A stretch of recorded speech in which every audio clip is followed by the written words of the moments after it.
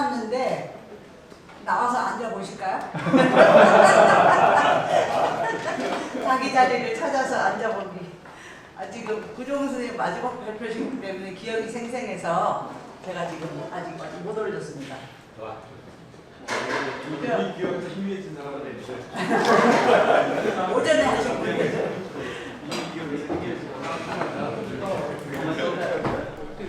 자리가 부족해서 하나 더 좀 놓기가 어려워서. 이제 하나만 더 넣고. 바로 오셨었는데. 구종훈 선생님도 여기로 오세요.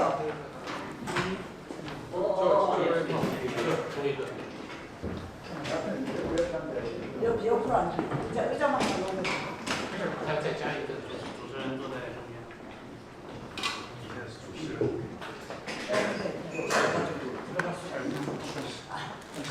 아니, 저도 들어가야 돼.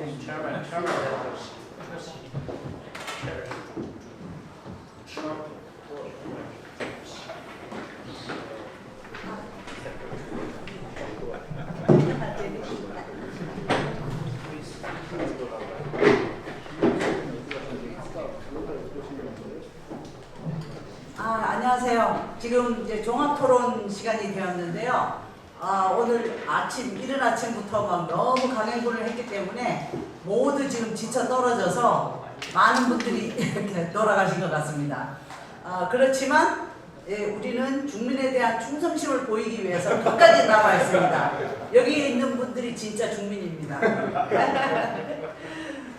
지금 종합토론이 있는데요. 우리가 사실 기조발제와 종합 세션 1, 2, 3을 했습니다. 모두 7개의 발표가 있었는데요. 각각 세션에서는 발표자와 지정 토론자가 있었기 때문에 비교적 토론이 잘 되었다고 생각합니다. 그런데 기조발제에 대해서는 토론이 없었기 때문에 궁금한 점이나 논의하고 싶은 점이 좀 많이 있을지도 모르겠습니다. 그래서 이 종합토론 시간을 마련을 한 거고요. 종합토론 시간에는 그 한상진 교수님이 이제 그 40년을 지나오면서 단계별로 이제 이렇게 하나, 둘, 셋, 넷 해서 4가지의 그 이제 이름을 붙이고 설명을 해주셨는데, 어서 오세요. 김호기 선생님. 그래서 여기 자리가 있습니다. 그래서 이제 그 한상진 교수님의 기조발제에 대해서 토론을 많이 못했기 때문에 일단 거기 토론에 좀 집중을 하면 어떨까 싶고, 그 토론 중에서도 10년, 20년, 30년, 40년의 지나간 역사에 대해서 위주할, 고주할 토론하기보다 앞으로 어떻게 될 것인가, 그런 점에도 토론을 많이 해주시면 좋지 않을까, 그런 생각을 합니다. 그래서 시간은 5시 20분까지입니다. 그러니까 아직 시간은 많이 있네요. 그러니까 하시고 싶은 말씀 얼마든지 하셔도 좋습니다. 그러니까 우선 앞에 앉아 계신 분부터 차례로 한마디씩 하시고요. 그렇게 하는 걸로 하겠습니다. 또 우리 코-체어를 하시는 조원민 선생님께서 한 말씀 하시겠습니다. 조원민 선생님은 그 난징대의 유교와 신사학 연구소에서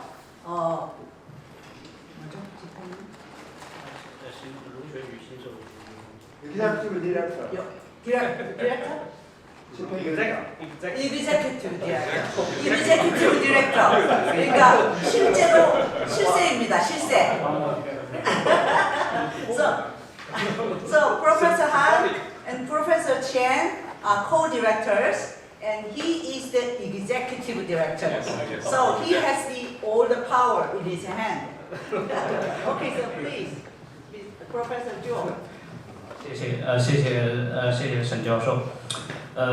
今天非常高兴能参加我们这个40周年中民理论40周年的这个纪念会。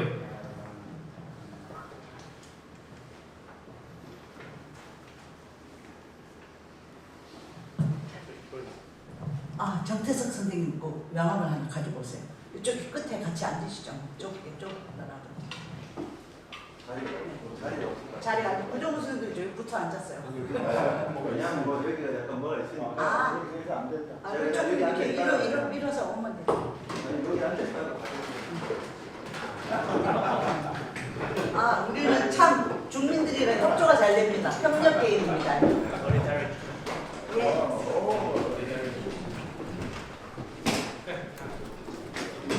너무 많이 본 거 아니에요? 오케이. 아, 감사합니다.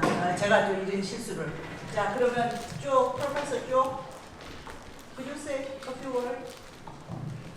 OK, thank you。 Executive. 非常高兴参加今天中民理论40周年的这个纪念学术会议。然后呢，我们今天也有听到好几个非常精彩的致辞，然后还有韩教授的非常精彩的主旨演讲，以及3个环节的非常精彩的论文和评论啊，我能感觉到大家是高水平的发表，高水平的讨论，我自己学到了很多很有意思的东西。然后我们现在进入了一个讨论环节，这个讨论环节呢，因为它涉及到韩国的教授和中国的教授，所以呢，我跟沈老师一起来进行这个主持。但是呢，主要的目标还是大家能够畅所欲言，尤其是我相信在今天上午的3个环节里面，肯定有一些问题我们还没有来得及充分的展开，以及我相信很多老师、很多同学可能对韩尚正教授会有一些相关的问题想请教他，想跟他讨论，所以呢，我就把话筒交给在座的各位老师、各位同学。不管是今天已经发过言的，还是没有发过言的，不管是在前面这一排的，还是坐在下面各个各个就是你们有一些是听众大家都可以畅所欲言，把你们的评论、把你的问题、把你的困惑，以及你的一些感想都可以大家一起来讨論交流一下。Professor Shim。 오케이. 그러면 어떤 차례로 할까요? 일단 여기 객석에서 이 방청석에서 그동안 아무 말씀 안 하셨던 분들부터 차례로 말씀을 하실까요? 아니 뭐 원하시지 않으면 안 해도 되고요. 말씀하시고 싶은 게 있으신 분은 손을 들어서. 오케이. 그럼 한 교수님이 먼저 말씀하시겠답니다. 한 교수님 이쪽으로 들어와서 앉는 게 좋을 것 같아요. 바로다 붙이고 좀 더 넓게 앉으시는 게 나아요. 끝으로 밀고. 네. 약간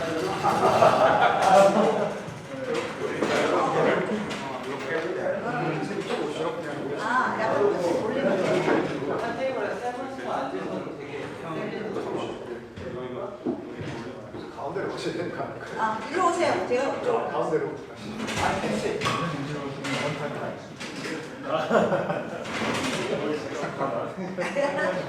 Everybody.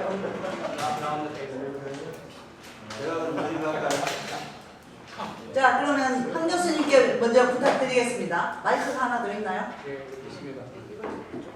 One more chair. 오늘 정말 많은 것을 배우고 또 영감을 제가 얻었습니다. 여러 질문도 있었고요. 해결하기 어려운 문제도 제기됐습니다. 몇 가지 그냥 제 느낌에 이런 말씀을 드리고 싶어요. 첫 번째 세션에서부터 쟁점이 된 건데 중미를 이야기할 때 하나는 좀 넓은 의미의 가치관, 의식 뭐 이런 게 중요한 부분이고 또 그것만이 아니고 1980년대의 상황으로 가면은 이제 행동하는 중민이었어요. 행동에 따라갔단 말이에요. 근데 이러한 역동적인 모습이 과연 그 뒤에 지속이 되었느냐 이런 질문들이 있었고 특히 오늘날의 젊은 세대들에 의해서 잘 이것이 안 보이겠네. 젊은 세대들에 의해서 그것이 개선되고 있다고 볼 수 있느냐 이런 이제 질문들이 제기가 됐어요.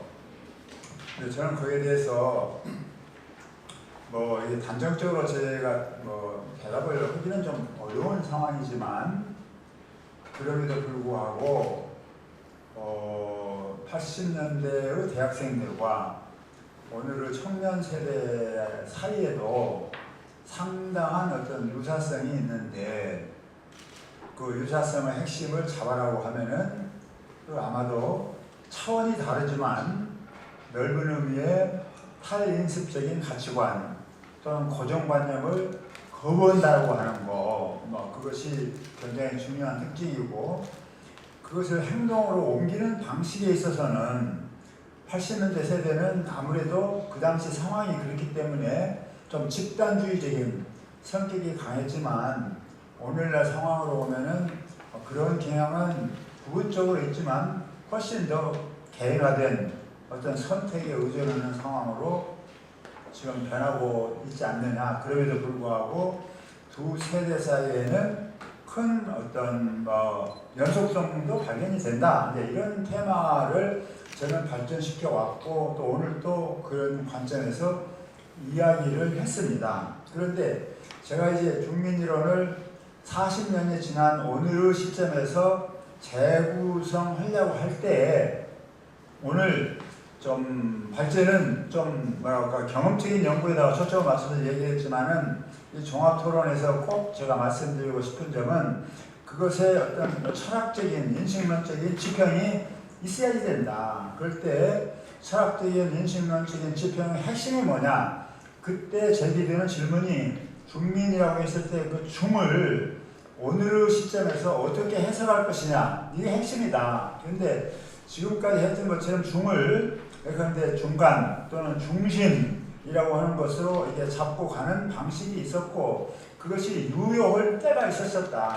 그러나 오늘 상황에서 보면은 중이라고 하는 것은 꼭 중간이 아니고 또는 중심이 아니고 사이다. 그래서 이게 between이라고 하는 개념이 아주 핵심적인 개념으로 등장한다. 중은 마찬가지로 중간이면서도 사이예요. 사실 그게 어떻게 해석을 하냐에 따라서 차이가 있는 건데, 사이라고 하는 이 개념이 철학적으로 보아서 굉장히 중요한 함의를 지니고, 그것은 특히 오늘날과 같이 양극적인 적대 논리, 적대적 대립 논리가 아주 횡행하고 있는 국내적인 또는 국제적인 상황에서 놓고 볼 때 사이를 우리가 복원한다고 하는 거, 사이를 걸음으로 인해서 사이의 양 진영 배후에 있는 공통의 세계를 찾고자 하는 어떤 그러한 열망이라고 할까, 가치 지향이라고 할까, 이런 것들은 불만이라고 할까, 이런 것들을 정확히 포착하는 것이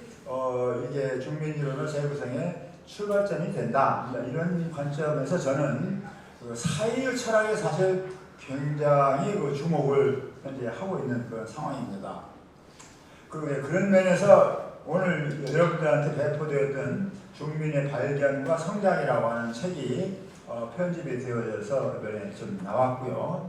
그리고 이제 앞으로 우리가 뭘 할 거냐라고 했을 때 저는 이렇게 봐요. 어떠한 잠재력이 우리한테 있느냐라고 하는 것을 파악하는 것과 실제적인 어떤 운동이나 또는 발전이 일어나느냐라고 하는 것은 조금 차이가 있다고 생각합니다.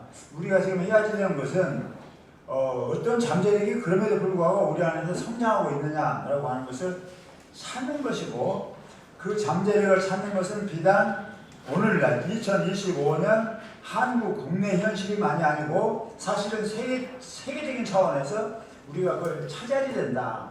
그렇게 찾았을 때 제가 가지고 있는 하나 가설이면서 그동안의 연구에서 얻은 나름대로의 확신이 뭐냐면은 이 중민적인 가치, 즉 사이를 걷고 그걸 통해서 양극 진영을 넘어서려고 하는, 그래서 공통의 세계를 찾으려고 하는 그런 가치 지향이 꼭 우리나라만이 아니라 세계 도처에 널리 퍼져 있고, 따라서 그걸 우리가 정확히 포착을 해서 그걸 개념화하고 그걸 갖고 얘기를 한다고 하면은 이 화두는 어쩌면 한국을 넘어서 좀 글로벌한 세계적인 어떤 의미를 가질 수도 있지 않겠느냐, 이런 생각을 저는 해봐요.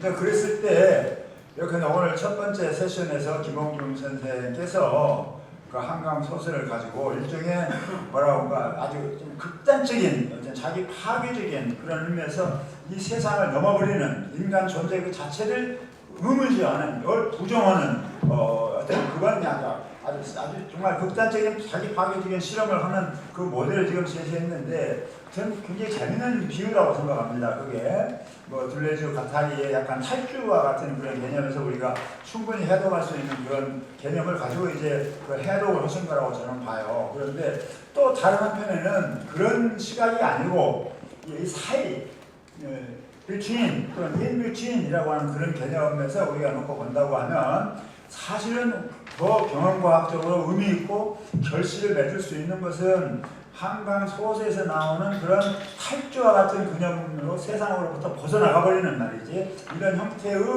저항만이 아니고 이 사이를 그럼으로 인해서 진영에 흡수되지 않고 진영 배후에 있는 공통의 세계를 찾아서 그걸 복원하려고 하고 그걸 정치의 중심 테마로 올리려고 노력을 하고 되고 그런 운동을 하고 하여튼 그런 학문이 또 일어나고 말이죠. 이렇게 해서 이런 공론의 장애라고 하는 것이 양극단으로 분열되지 않도록 노력을 하는 학문적인 노력도 굉장히 중요하다. 이게 또 그러한 유형의 문학 작품도 필요하고 뭐 여러 가지가 다 예술도 필요한 것이 아니냐. 이렇게 와서 말하자면은 김홍준 선생의 제시하는 그 일종의 해법과 좀 차이가 나는 그런 의미에서는 중민적인 정체성이 드러나는 해법이라고 하는 것은 바로 이 사이를 이해하고 사이를 자기한테 내면화시키고 그 사이를 걸음으로 인해서 극단적으로 분열되어 있는 세계를 탈피해서 그냥 벗어나는 것이 아니고 그 세계 안에서 이 분열된 세계를 넘어서는 공통 세계를 찾으려고 노력을 하고 필사적으로 노력을 하고 또 그런 사람들을 발견하고 막 이런 어떤 노력이 중민이론의 복원을 위해서는 조금 더 중요한 것이 아닐까 해서 많은 자극을 받으면서도 막 그런 생각을 한편에 해봤고요. 또 마지막 세션에 이제 구정우 선생 뭐 협력적 개인들 문제도 나오고 또 신진욱 선생이 여러 가지 좋은 그런 말씀도 해주셨는데 뭐 이런 것과 연관해서 지금 우리가 꼭 차지해야 되는 것은 구정우 선생이 이야기하는 협력 개인, 협력적 개인 이게 예컨대 이제 뭐 BTS 운동 같은 데서 보면 암이라고 하는 그 이제 뭐 팬덤 집단인데 뭐 그 집단은 절대 정치적인 팬덤이 아니죠. 이것은 뭐 훨씬 문학적 예술적인 어떤 팬덤이지만 그런 형태로 구현되고 있는 연대의 가능성 그런 가능성이 꼭 그 어떤 그 예술로 또는 음악으로 표현되는 대중음악과 같은 형태로 표현되어지는 팬덤으로만 표현되어지는 형태가 아니고 좀 더 다른 영역에서도 그런 의미의 연대가 가능한 것이 아니겠느냐. 그럼 그런 것을 하려고 하면 뭐냐면 공통의 가치 지향과 공통의 목표가 성립되어야 되는데 현실 정치는 그것으로부터 완전히 반대 방향으로 서로 이렇게 분리시키는 방향으로 가고 있으니까 그것에 저항하는 그것과 대립되는 어떠한 학문, 어떠한 운동 그리고 더 나아가서 그런 것을 실현할 수 있는 새로운 정치 이런 것도 우리가 적극적으로 탐색할 필요가 있고 그것이 오늘날의 양극, 대립, 적대적인 논리로 처참하게 흩어지고 파괴되고 있는 오늘의 그 생활 세계를 복원할 수 있는 하나의 처방이 아니겠느냐. 이게 이제 아까 우리 교육감님께서 말씀하신 그런 것과 저는 일맥 상통하는 그런 부분이 아닐까 그런 생각이 들어갑니다. 그래서 저는 이제 이야기가 좀 길어졌습니다만은 오늘 이제 종합 토론을 통해서 이제 앞으로 이 40년은 됐는데 국민이론을 좀 더 잘 발전시키려고 하면은 우리가 어떤 데다가 좀 초점을 맞춰서 얘기를 하는 것이 좋겠는가 이런 것에 관해서 좀 여러 말씀을 해주시면은 다 기억이 되니까요. 그걸 가지고 앞으로 후속 작업을 좀 잘 해봤으면 좋겠다. 이런 말씀을 제가 드리고 싶습니다. 감사합니다. 네.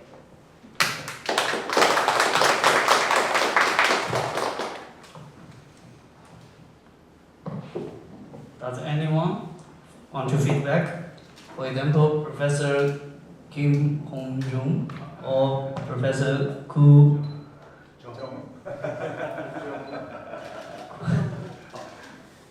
Jong-woo, right? Yeah. Feedback? Ku Jong-woo first. K-pop first. K-pop first.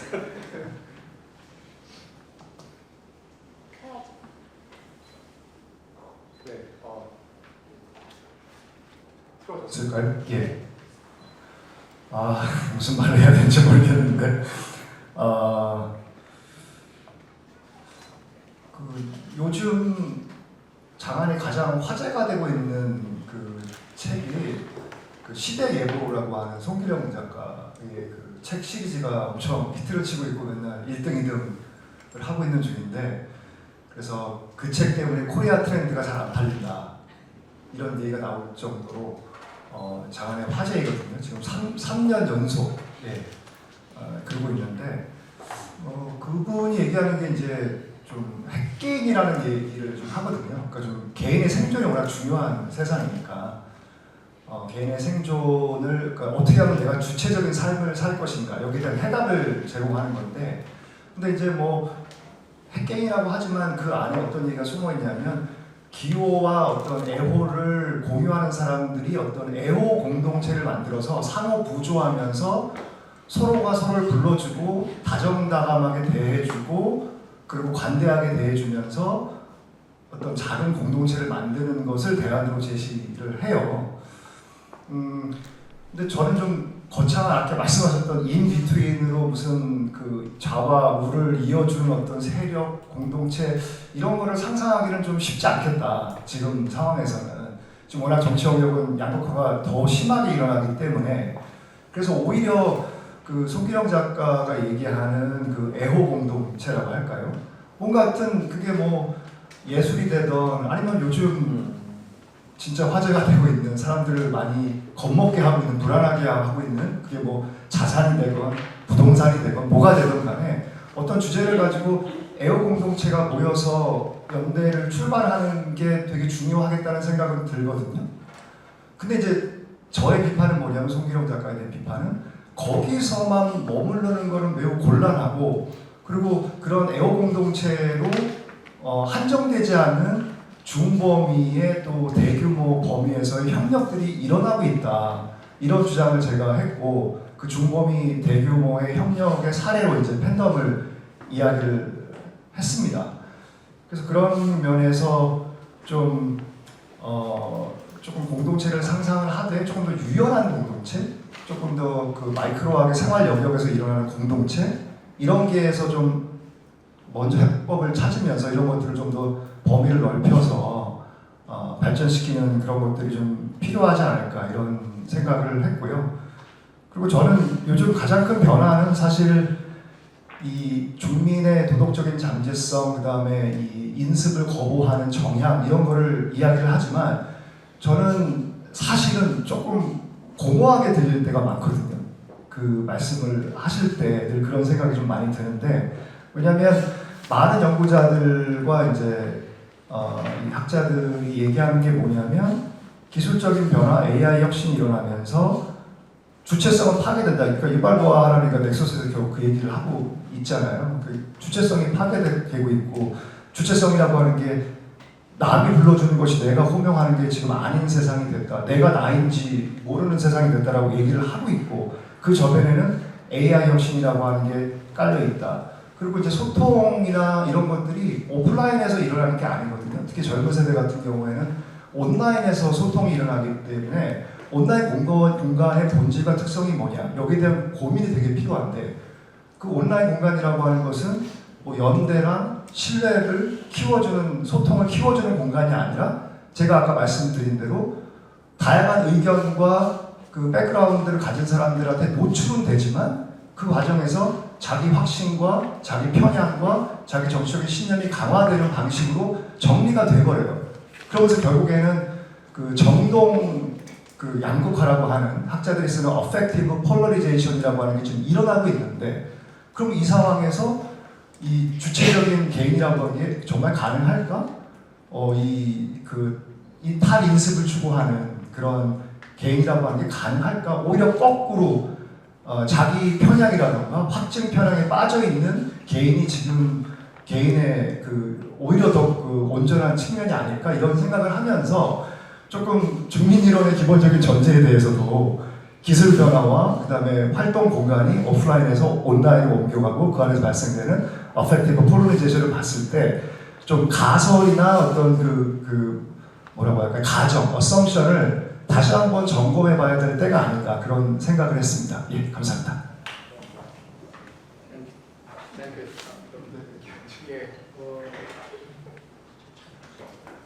예.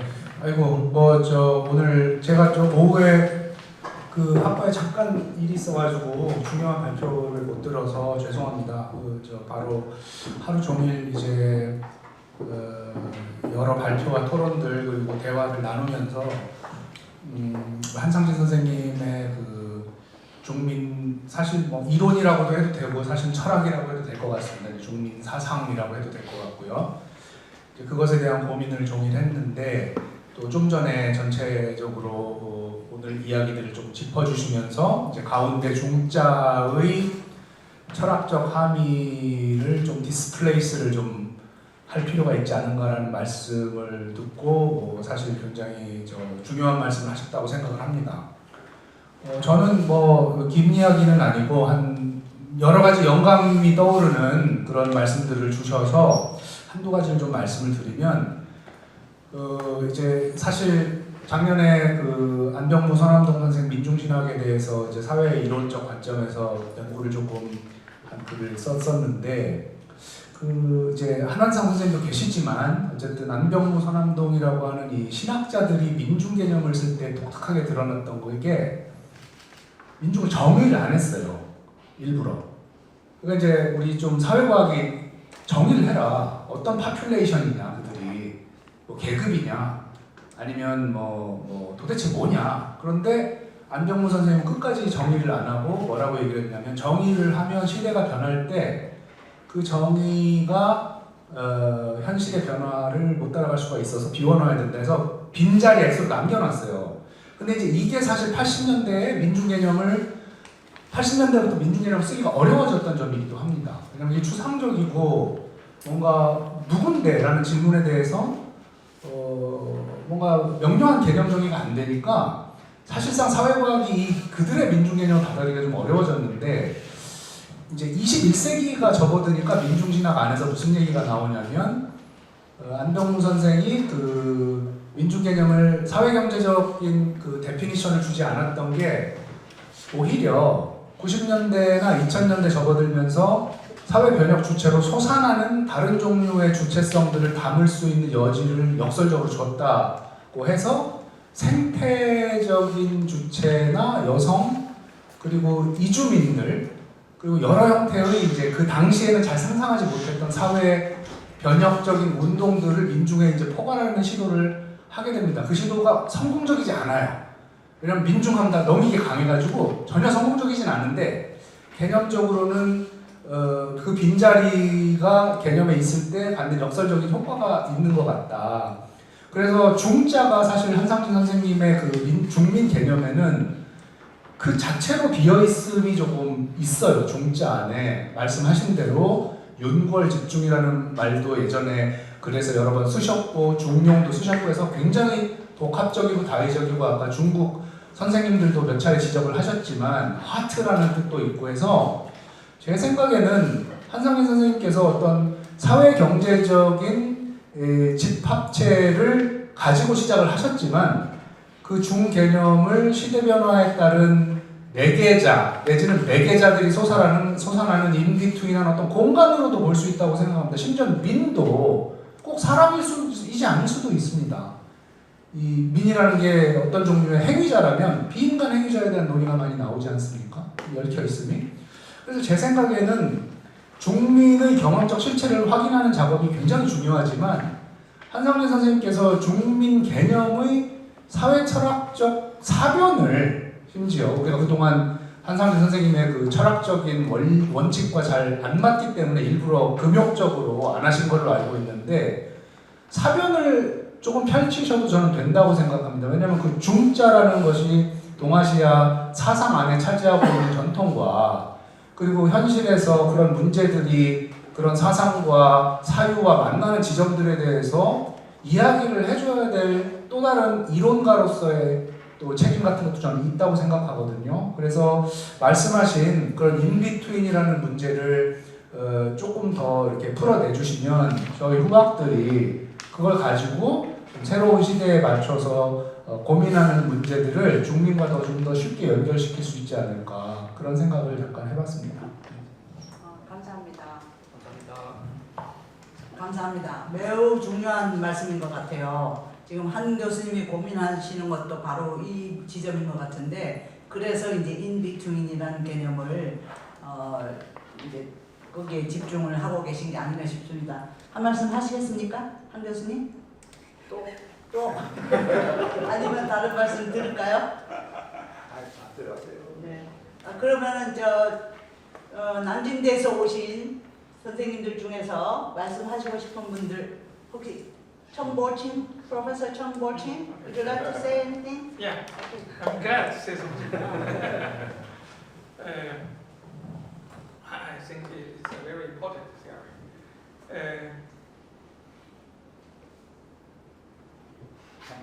往右推一下，往右推一下。 yeah, okay. Just before, the group talked about kind of dynamics of emotion, 정감, 정동. 동정, 동정, 정동.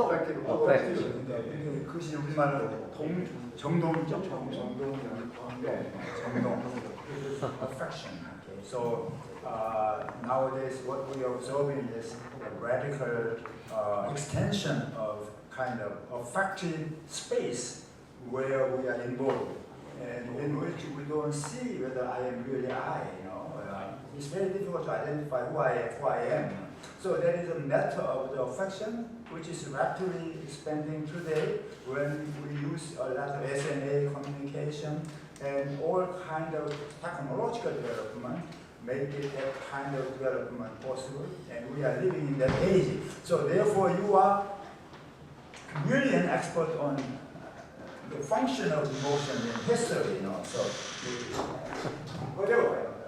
Thank you. But I don't want to talk about Whatever. emotion and effect. In fact, I have just finished a paper on a phenomenon I termed it as emotional dispositive.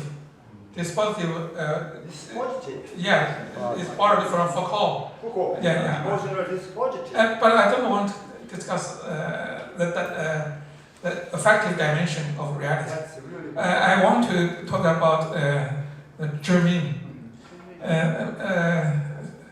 but I don't think I can express it in English very well, so I will speak Chinese. 我觉得从目前来看，就是对于中民的讨论呢，基本上是从那个经济、社会乃至政治的角度去谈的比较多。我觉得中民它其实还有它的那个内在精神的维度，就是我中午吃饭的时候讲过，在中文里面这个“中”字，它是带有那种那个 inner world， 或者是我们的内心。这个内心，它就指的是，我中午也打了一个，就是用那个Riesman 在那个孤独的人群里面用的一个概念，叫做那个心理陀螺仪。也这是一个涉及到所谓的内在导向型的人物，inner directed personality。我觉得中民在一个巨变的时代，他应该有自己的一个精神的导向。由此呢，我就想到那个韦伯这个概念。但是韦伯这个概念呢，好像似乎没有特别跟人讨论过。我也不会德文，但是我知道那个德文怎么写。赫里班把它翻译成那个barrier 或者是 agent 或者说那个 carrier， 就是我们中文一般讲叫当干者，就是负责推行维护某种秩序，实现某种理念，实现某种伦理的那种人。所以他在分析各种宗教现象的时候，那都要问谁是当干者。我觉得那个中民在某种意义上，就是可能我们期待的某种秩序或者某种价值的一个践行者。我们有很多关于这个主体性的讨论，但是我个人认为，主体并不是先赋，主体并不是给定的，主体是在完成特定使命的过程中成长起来的，并且在这个过程中获得承认。所以我觉得这个可能是一个比较彻底的一个社会学的一个回答。所以我觉得也是那个对于中民，刚才其实那个 Professor Kuhn 也提到的是那个他的这种 moral potential， 我觉得确实是那对中民的这个道德潜力，或者说我觉得就是那个在某种意义上，我们对至少我们对中民是抱有某种道德期待的。他们自身本身肯定是也希望过一种依循特定准则的一种生活。所以我觉得那个我当然就是那个韩教授最近关于中民的阐释，更多的是通过那个中间之间，就 in between。但是我觉得他在某种意义上，他既然是 in between， 他当然肯定是要坚持某种东西的。这就跟我们中文里所讲的中庸，中庸绝对不是说只是在那个几个中间才是某种立场，而是肯定他坚守某种立场，在坚守某种立场的同时，跟现实之间怎么来进行某种嫁接或者说对接。所以我自己那个从我的角度讲啊，如果说那个讲儒家与中民的话，我觉得那个他可能更多的是应该是他是以某种内在的坚持或者说内在的原则的坚守，这个就类似于那个儒家里面所说的君子慎独。当然中民它本身不是一个个的个体，当然我在当今世界我们知道作为一个个体的生存已然不易，但是中民他可能除了作为个体之外，他可能还有就是他能就是所谓的志同道合的人，或者是某种共同价值、共同伦理、共同道德能够把他们吸引凝聚到在一起的那群人。所以这个当年韦伯讲那个所谓的单干者的时候，他也不是讲的一个个体，他有的时候也讲那个一种所谓的 supporting group， 是一个支持性的群体。所以我觉得是那个就怎么在现代的复杂社会里面，把坚持某种理念，并且践行某种理念的人，以怎样的方式能够让他们是那个形成一种有效的社会力量，然后成为这个社会秩序的一个陀螺仪或者是一个定位者。那么这个可能是我觉得目前面临的一个比较具有挑战性的议题。当然这也是我刚才讲的是那个，就是从这个我所理解的那个角度，我觉得这个关于中民的讨论下一步也可能走向的那个方向。当然刚才那个韩教授既然提到就是我是研究那个sociology of emotion，我也愿意这个来说几句。确实我为什么要写一篇关于这个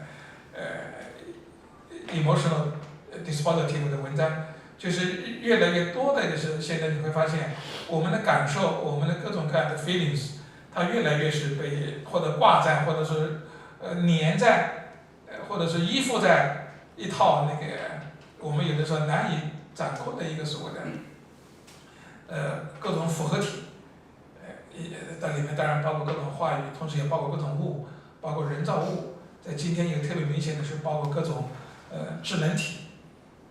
那么甚至我们知道很多智能体开始反向来形成引导表达所谓的我们的感受，或者说为我们的感受它那个框定的预设的很多那个前置性的东西。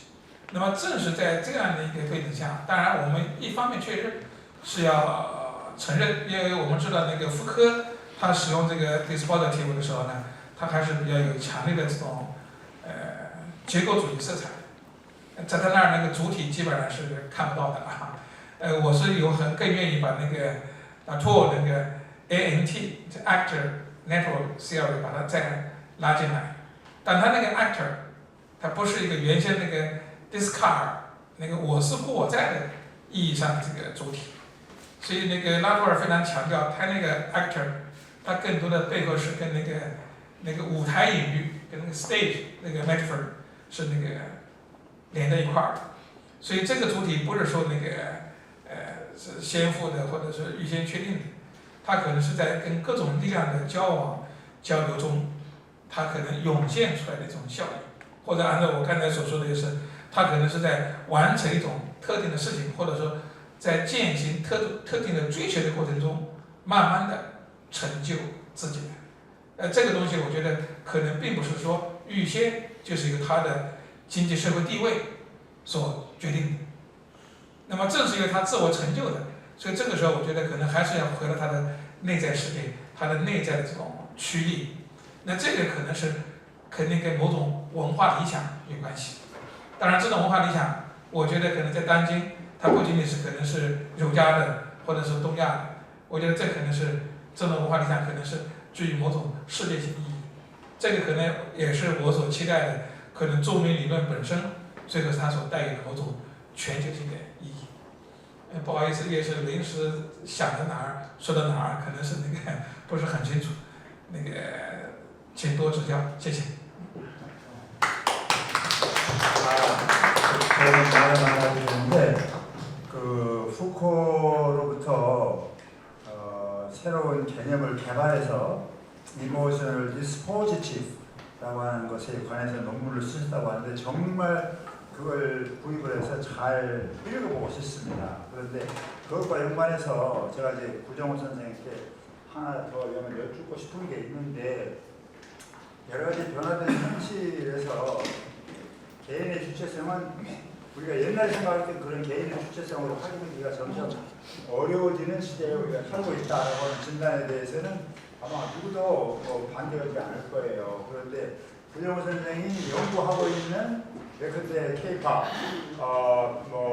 BTS 이런 데서 나오는 광범위한 그 아티스트를 중심으로 하고 있는 팬덤이라고 하는 것도 그것이 성립되는 그 심리적인 메커니즘을 보면은 각 개개인들이 어려운 환경 속에서 처해져 있는 심리적인 고통이나 압박이나 또는 무슨 불안이나 이런 것들을 그 음악을 통해서 해소를 하고 그것으로부터 치유를 하고 그것으로부터 뻗어나가려고 하는 그런 욕망이 굉장히 강한데 이게 이제 음악이라고 하는 특수한 그 형태와 리듬과 노래 가사가 같이 결합이 돼가지고 그 시너지 효과라고 하는 것이 막 급속도로 퍼져가 나가는 걸로 저는 지금 이해를 하고 있거든요. 그러면 이런 것들이 어떻게 본다고 하면은 방금 그 최영보성 선생이 말씀하시는 이모셔널 디스포지티브라고 하는 것이 SNS를 통해서 광범위하게 확산되고 있고 그것이 단순한 개개인이 분리된 개개인이 하는 것이 아니고 광범위한 네트워크를 통해서 그런데 BTS 같은 경우는 암이라고 불리는 세계적으로 소집되어 있는 또는 지역적으로 소집되어 있는 각 집단 안에서 그런 운동이 굉장히 일어난다라고 하는 것은 또 다른 의미의 연대의 가능성을 또는 협력적 개인의 가능성을 현대 사회에서도 충분히 보여주는 좋은 예가 아니냐. 그래서 너무 우리가 비관주의에 기술 발전에 의해서 또는 다른 커뮤니케이션 소통 방법에 의해서 우리가 미래를 너무 어둡고 비관적으로 볼 것이 아니고 그것으로부터 뛰쳐나갈 수 있는 길이 사실 이 안에서 지금 동시에 열리고 있는 것이 아니냐. 이 측면을 우리가 적극적으로 포착하는 것이 사회학이 해야지 될 중요한 과제가 아닌가 이렇게 생각하는데 그에 대해서 우리 구정호 선생님 한 말씀 해주세요. 아니, 저도 그 말씀에 전적으로 공감을 하고요. 저는 최근에 이제 관심을 갖고 연구하는 분야가 이제 진화 심리학 쪽에서 마이클 토마셀로라고 하는 그분 책을 좀 계속 읽고 있는데, 그와 동시에 요즘의 흐름이 이제 굉장히 이기주의적인 개인을 보는 관점보다 이타주의를 새롭게 조망하는 책들이 많이 나오고 있거든요. 그러니까 마이클 토마셀로 같은 경우는 그 18세 전후의 아동들의 행동을 살펴보면 기본적으로 그 친구들은 사회화도 되지 않았고 문화와 언어도 모르는데 그걸 부모가 시키지도 않았는데 어른이 공격에 빠지면 도와준다는 거예요. 캐비넷 문을 열어주고 공격에 빠진 어른을 도와주는 행동들을 18세 전후부터 한다라고 하는 거죠.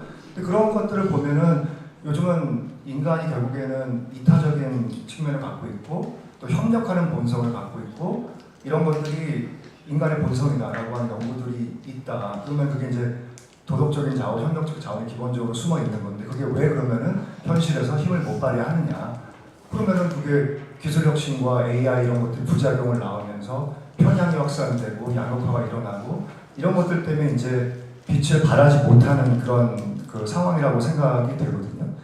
아까 말씀하신 부분에서 BTS 아미나 이제 팬덤들을 보면은 다 불안한 존재예요. 청춘들이 불안하고 아프고 힘들고 양극화에 치이고 살기 힘드니까 생존 경쟁을 하니까 거기서 자기 이름을 불러주고 셀프 러브를 가르쳐주고 연대하도록 하는 그 멜로디를 듣고 또 팬덤들의 이타적인 행위를 보면서 소를 뻗치는 거예요. 그러니까 이제 외국에서 그 많은 아시아에 있는 또 유럽에 있는 또 라틴 아메리카에 있는 젊은 청춘들이 한국을 찾아서 오는 거예요. 그래서 한국어를 배우고 그러면서 한국의 역동성에 대해서 배우려고 하는 움직임들이 일어나고 있는데 결국에는 이런 것들이 저는 그 이모셔널 디스포즈라는 개념은 잘 모르겠는데 그런 것들이 좀 발현될 수 있는 방식이 아닌가라고 생각을 하고 결국에는 우리가 한쪽으로는 굉장히 어둡고 양극화가 심화되고 심지어는 연구자들이 요즘 어떤 얘기까지 하냐면 인터넷 공간이라고 하는 것은 하버마스가 얘기하는 합리적인 소통이 불가능한 지경까지 왔다 이렇게 얘기를 하거든요. 그러니까 이성이 작동하는 공간이 아니라 어펙션이 작동하면서 기본적으로 양극화가 일어나서 서로를 배척하고 적과 동지 이렇게 만드는 부분들에 대해서 많이 얘기를 하고 있기 때문에 그러나 다른 한편에서는 이타적인 개인, 협력을 추구하는 개인 근데 협력이라고 하는 게 마이크로하게만 애호적인 그런 공동체에서만 일어나는 게 아니라 좀 인종을 넘어서 케이팝 같은 형태로 중범위 대규모 협력으로 형태로 협력이 일어날 수 있다고 한다면 그것도 우리 사회 하나의 희망이 아닐까 그렇게 생각을 합니다. 답변이 됐는지 모르겠습니다. 주저리 했습니다. 감사합니다. 너무 그쪽에서만 말씀이 많으신 것 같습니다. 이쪽에 좀 부탁합니다. 김호기 선생님 어디 가셨어요? 방금 계셨는데. 나가셨어요. 중국 교수분들 못 보시는 아, 네.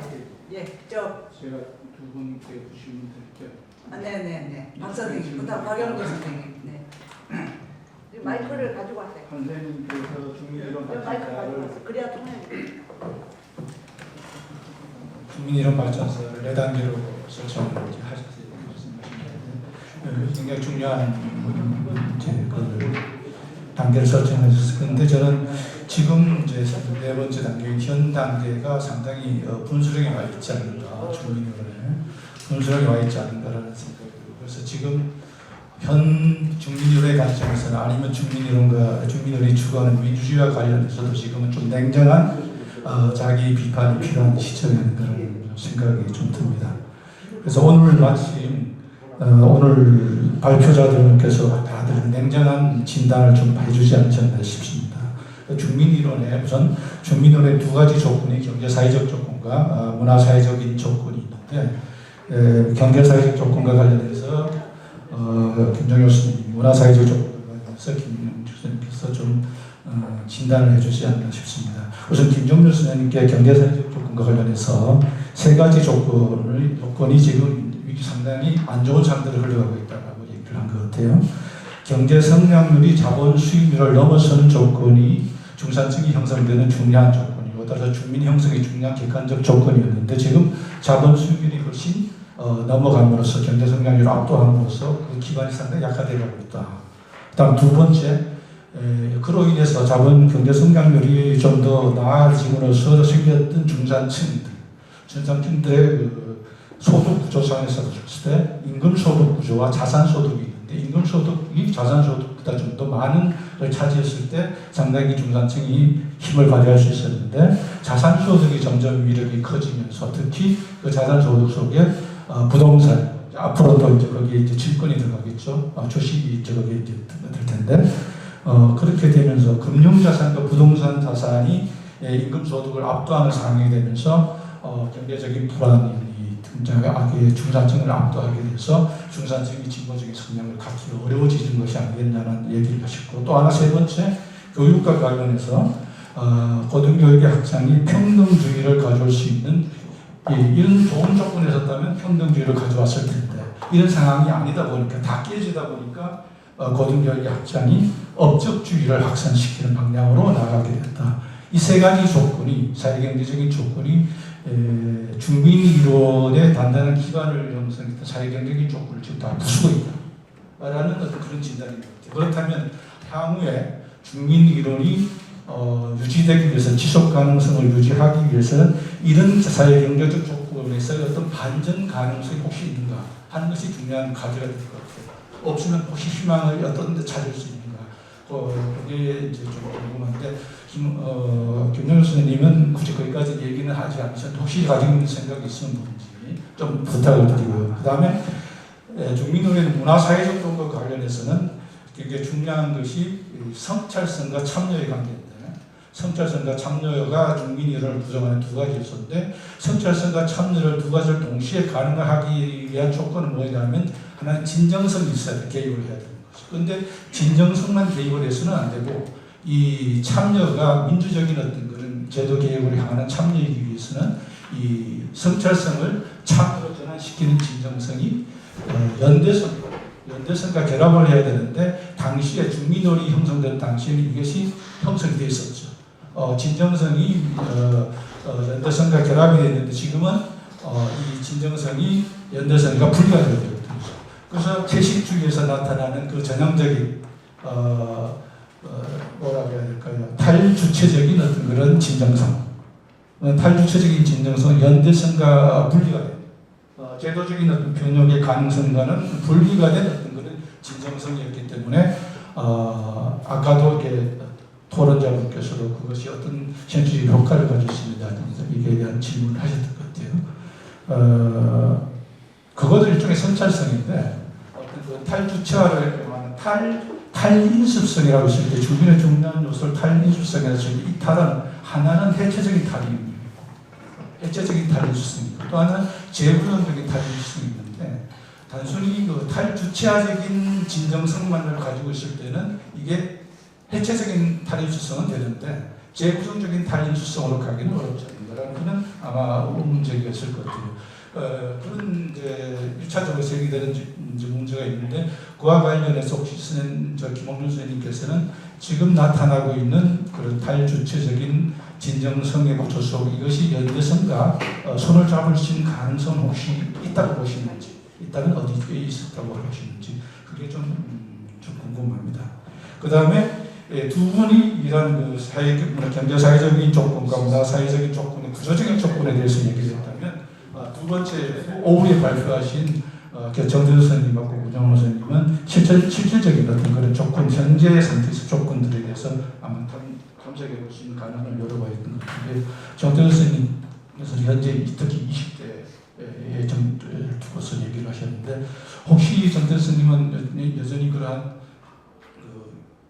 20대들의 어떤 그런 정치적인 어떤 그런 성향이 유동적이고 많다니까 전환이 될 수 있는 반전될 수 있는 가능성이 많다고 보시는지 아니면 그 어렵다는 아니면 어떤 대안이 있을 수 있는 그게 좀 궁금하고 그다음에 구정우 선생님은 아마 어떤 의미에서는 새로운 방면에서 이런 그 탈인습성이 단순한 어떤 그런 그 해체주의적인 탈인수를 가지 않을 수 있는 새로운 가능성을 한번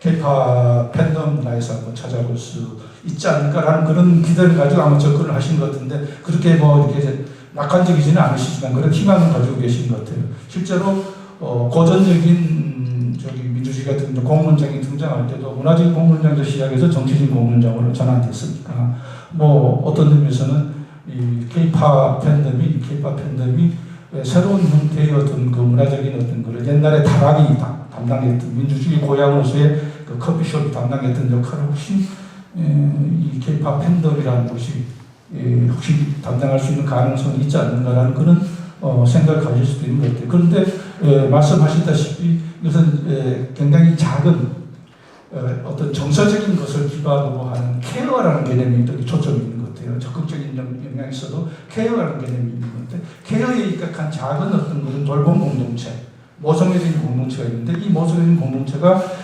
제도적 변혁을 원래 중립민주주의 겨냥하는 민주적인 어떤 변혁의 제도적인 어떤 그런 변화의 가능성으로 이렇게 전환될 수 있는 겁니다. 혹시 가능성이 있다면 어디 정도에 있을까? 자그마한 희망이라도 있다면 무엇일까? 조금 매운 발표자를 부탁드리겠습니다.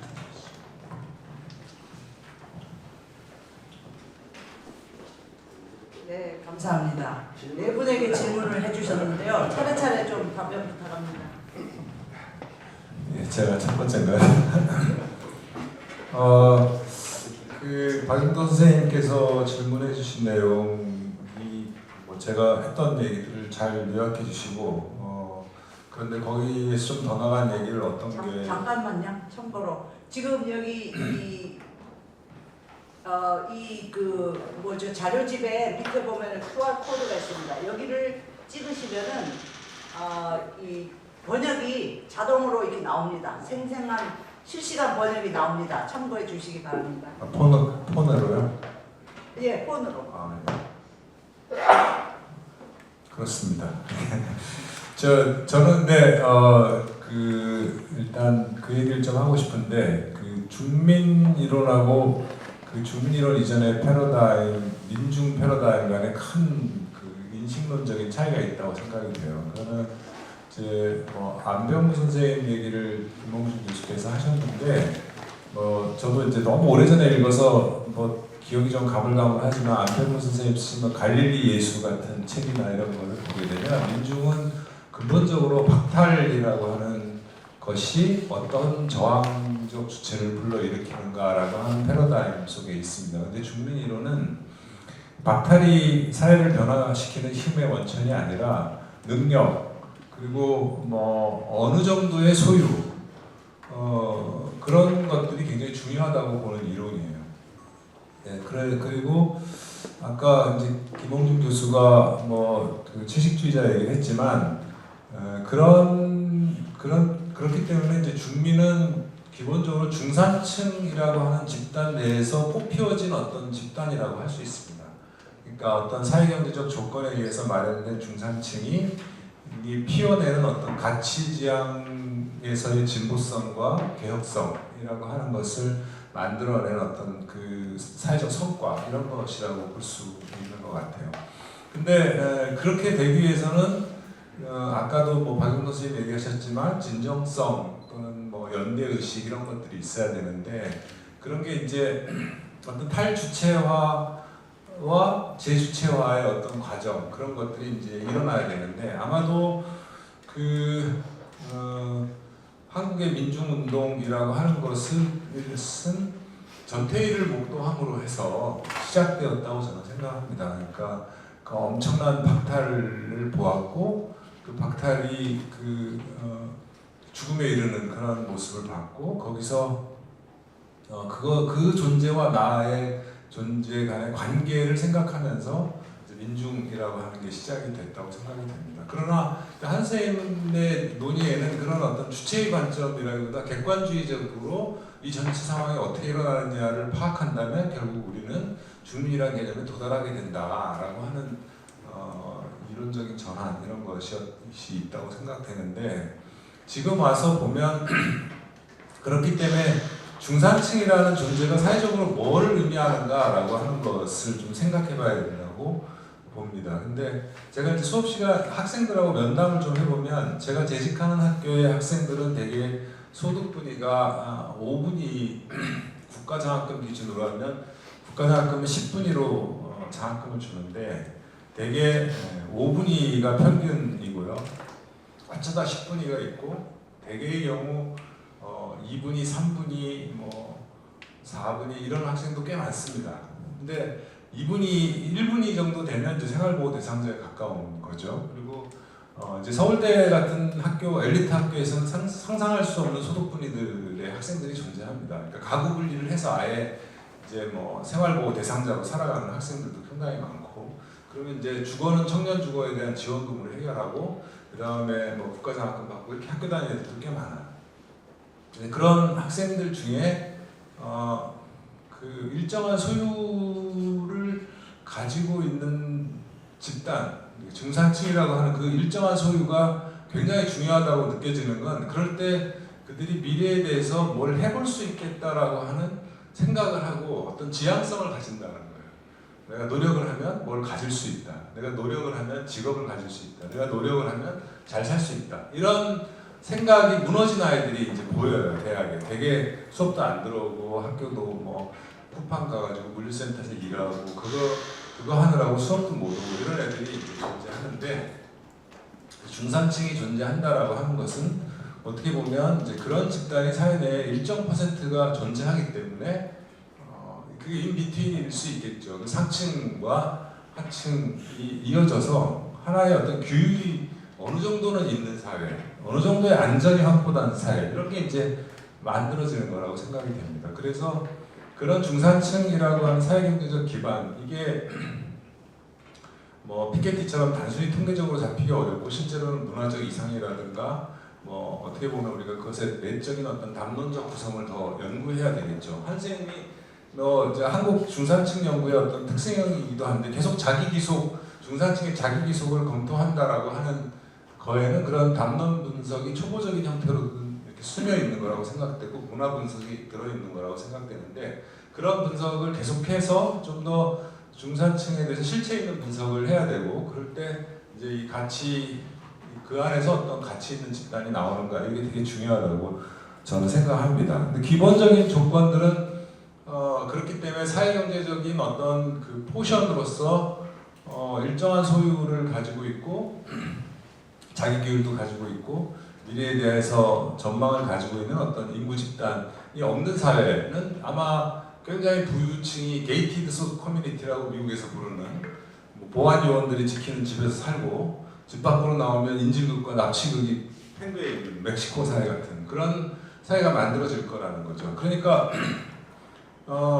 두 가지를 생각할 수 있는데, 하나는 그렇기 때문에 이제 사회적 양극화를 계속해서 이렇게 진행시키면, 우리가 아까 제가 토론 시간에 잠깐 얘기했지만 이렇게는 견디기 어려우니까 사회적 연대에 대한 요구와 사회적 평등화에 대한 조치가 요구될 수 있다는 겁니다. 그러니까 상황이 굉장히 심각해지면 사회는 그렇게 멕시코 스타일의 사회로 붕괴하느냐, 아니면 급진적인 변화를 통해서 새로운 어떤 조치를 통해서 그런 중산층적인 집단을 사회적으로 양성해낼 것이냐라는 분기점에 오게 되기 때문에, 상황이 나쁘다라고 하더라도 급진적인 변화의 가능성이 없는 것은 아니다, 이렇게 저는 생각합니다.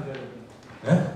골마 터지면 뭐 골목은 터지죠. 골마 터지라는 건 아니고 골무면 터지고 터지면 나아지기도 하는 거니까. 그래서 제가 아까 19세기 말의 서양에서의 사상 경향이라든가 뭐 뉴리버럴리즘, 뭐 솔리다리즘, 막스 베버가 했던 수많은 시도도 어떻게 자유주의 정당이 사회주의 정당하고 결합해서 정책적 대안을 낼 것이냐, 비스마르크적인 국가에 대항해서 뭐 그런 거였기 때문에 할 수 있고, 뭐 1, 2차 세계대전 직전에 이미 상당한 정도의 그런 시도가 있었기 때문에 그런 것들이 우리도 할 수 있다, 이렇게 생각이 되고요. 뭐 여러 가지 뭐 피케티가 얘기하는 식의 조세 개혁이라든가 뭐 이런 개혁 같은 것들이 굉장히 중요한 이유 중에 하나는 중민이라는 꽃이 피어나기 위해서는 중산층이 있어야 한다라고 하는 것이죠. 그게 위협받으면 굉장히 중민도 어려워지는 거라고 생각되고요. 그리고 저는 이제 굉장히 강력한 뭐 조세 개혁이라든가 여러 가지 뭐 혁신적인 조치 못지않게 굉장히 중요한 전략적 요충지 중에 하나가 교육개혁이라고 생각합니다. 고등교육이 완전히 한국에도 그렇고 전 세계적으로도 그런 게 뭐냐면 중등교육 단계에 굉장한 평등화 조치가 전 세계적으로 일어났고, 그게 사람들의 심리적 역량을 굉장히 끌어올렸죠. 근데 전 세계 거의 모든 나라가 고등교육에서의 평등화 조치라고 하는 것을 하지 않았습니다. 그러니까 고등교육이 불평등에 굉장히 방치된 것이라고 할 수 있고, 그 결과는 이제 엘리트 학교를 다니는 아이들이 극히 이전 시대에 기대했던 것에 비하면 굉장히 많은 사회적 자원을 사용하거든요. 예를 들면 서울대학교의 학생 한 1인당 교육비가 한 3천만 원 정도 됩니다. 상당한 정도의 국고보조 때문에 그런 거예요. 그리고 연대가 한 2천 몇백만 원. 근데 지방 공립대로 가면 1,몇백만 원으로 떨어지고 한신대로 오면 뭐 1,000만 원 이하로 떨어지게 돼요. 그러면 명백히 사회적 자원이 불공정하게 배분되어져서 상당한 엘리트 양성에 사회적 자원을 투하해야 했는데, 고마워하는 애들은 없어요. 서울대 다니는 애들 중에. 자기가 공부 잘해서 따먹은 거로 생각하지. 그런 정도의 엘리트 의식을 키워가지고는 사회의 가능성은 별로 없다고 저는 생각합니다. 그러니까 부채 의식이라고 하는 거는 그 80년대 학생들이 민중집단에 대해서 가졌던 그런 것만이 아니라 오늘날의 서울대생들도 다 가져야 마땅한 실제 사회경제적 지표가 그렇게 얘기해주고 있어요. 그런데도 그렇게 교육되지 않고 있는 실정이죠. 그래서 고등교육의 개혁이 굉장히 절실하고 그걸 통해서 상당한 그 가치관의 변화 이런 것들이 어떻게 보면 거대한 그 사회경제적인 변화를 위해서도 필요하고 그것이 이전에도 할 수 있는 일이 아닐까 이렇게 생각합니다.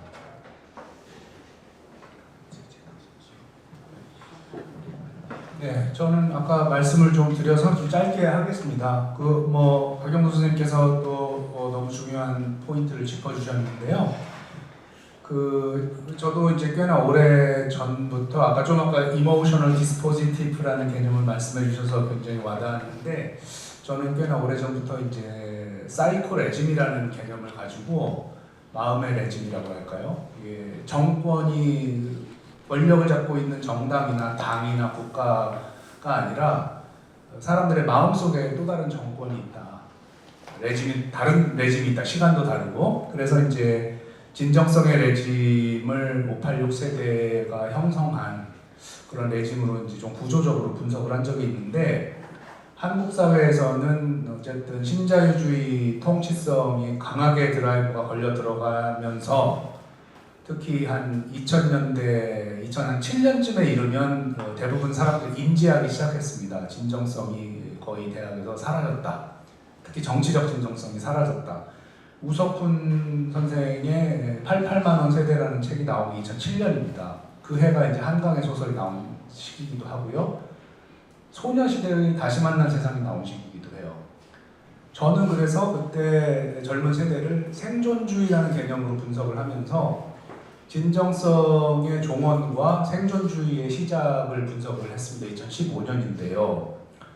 제가 그때 못 본 게 뭐냐면 생존주의 세대는 2007년에 우석훈 선생님도 같이 봤습니다.